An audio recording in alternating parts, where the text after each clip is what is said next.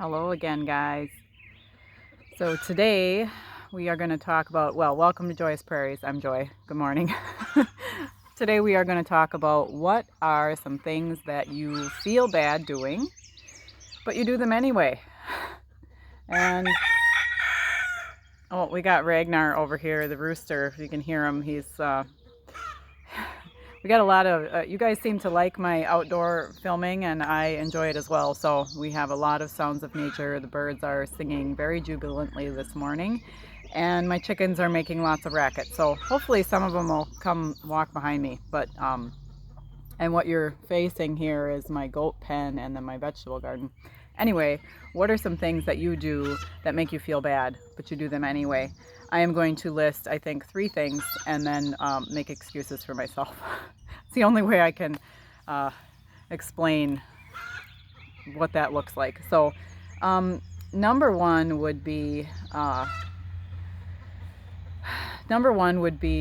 keeping quiet and making myself small. They're kind of the same. I'm going to have a noisy truck drive by. They're kind of in the same thing. I've kind of had in my mind, and maybe it was, drilled into me or taught to me as a child, that I needed to be quiet and I needed to be small and not voice my opinion, not speak up, just make myself small and not bring attention to myself. And while I see some value in that, because it is better sometimes to hold your tongue and it is better to not make a show of yourself at times, it comes to a point where you could become a doormat. You could become this soft, gentle creature that people can walk all over. And also, it is a quieting of who you really are. And that has become more and more aware to me as I have spent time home in isolation, that makes me feel bad, because not being able to speak up, and I shouldn't even say not being able to, not allowing myself to speak up and feeling as if it is more holy for me to be a quiet person and not express myself and not have an opinion, or, I still have an opinion, but not express that opinion for fear of hurting other people. It makes me feel bad, because it makes me feel as if I'm not important, my opinion doesn't matter, I'm not of any value other than for what I can physically do for people, such as cook, clean, be a good housewife, be a good mother, be a good Christian woman, and work, do all of these things. That is where I've placed my value in myself, is doing all these things. And trying to roll this over in my mind, it hasn't been, other than perhaps the things that I was taught about how to be a woman as a child, it hasn't been something that has been, pushed on me from my husband, from my family. It's something I pushed on myself, that I have decided that in order to be a good woman, I need to be small. And I'm not talking about physically small, but, I need to present as a small, non-threatening person. And always, thank you, Ragnar, and always have just this quiet presence to the world. And I do think there's some benefit in that, because I think sometimes when the quiet ones speak up, people listen. But if you are stuffing yourself down to fit into this little tiny box and this little tiny mold, eventually that is going to have to come out, and it's going to have to come out unfortunately, it comes out in negative ways. And the other half of this is making myself small and wanting to not be noticed in public. And I hesitate to talk about this because I'm starting to realize it's one of my core issues. I don't like to be noticed in public. I don't like it when people talk to me, always. Sometimes I like it if I'm open to it and I'm feeling on a day that, like, oh, I would love to have a conversation with a stranger. But there is, and I talked about it in a video a long time ago about shame. There is a shame on me for being noticed in public. And I have no control, once again, over the way I was created, the way my appearance is, the way that other people react to it. And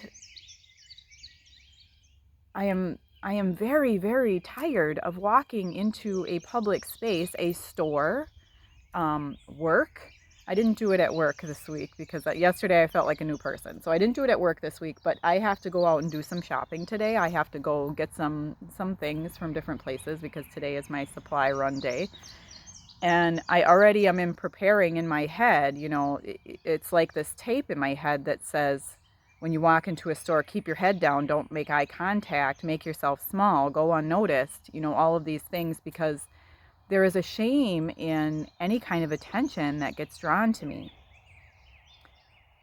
And I'm calling out that shame right now because, we are God's children.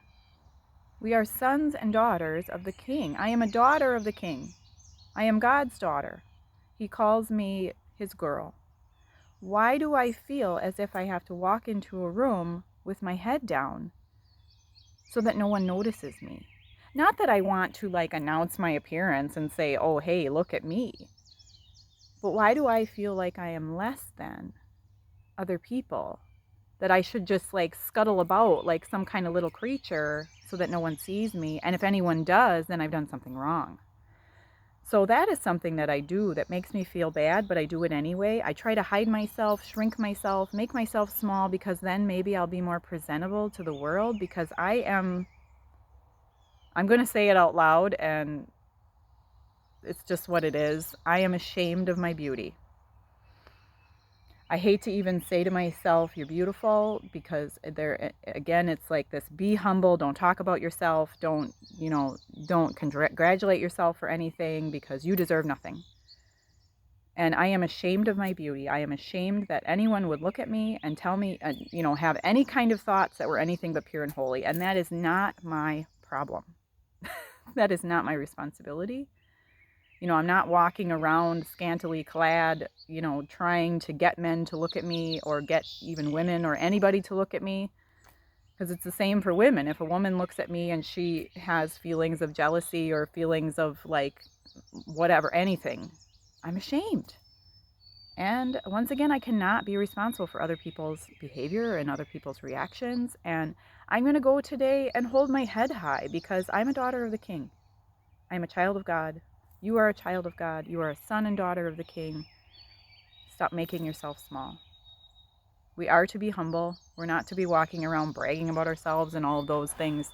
But I think I've taken that to, the extreme, and made myself like this little teeny tiny horrible creature. And that's how I've been treating myself. So the second thing is, I like to eat sweet things after 8 o'clock at night. And that's a real easy fix. I need to just stop doing it. I need to eat more food during the day, because, during the day I'm busy and I'm running around and I don't really think about eating. And then after 8 o'clock at night, I'm sitting in my chair and then I'm like, oh, I'm kind of hungry. Maybe I'll go grab a bag of chocolate chips and pour it in my mouth. Or I'll go eat some other thing that's not good for me. So that makes me feel bad, because I know it's not good for me. It disturbs my sleep. It's too much sugar at that time of day, or any time of day, really. And I just need to feed myself better during the day so I don't have that craving for sugar later. And then the third, I can't remember what the third thing is now. For a moment, I was listening to the birds sing and thinking at the same time while talking to you. And I forgot what the third thing is. I think the first one, I looped in what the third thing was. Not speaking up, making myself small. A commenter mentioned that I need to pursue my warrior side. And that really got me thinking about, I'm like, how fitting, because this is the question for today. And making myself a meek, small, and helpless creature has not been the best. So yeah, anyway, have a great day, guys. Your question for today is, what are some things that you do that make you feel bad, but you do them anyway? And I look forward to your answers. Have a beautiful day. Live in love out of the way you were created.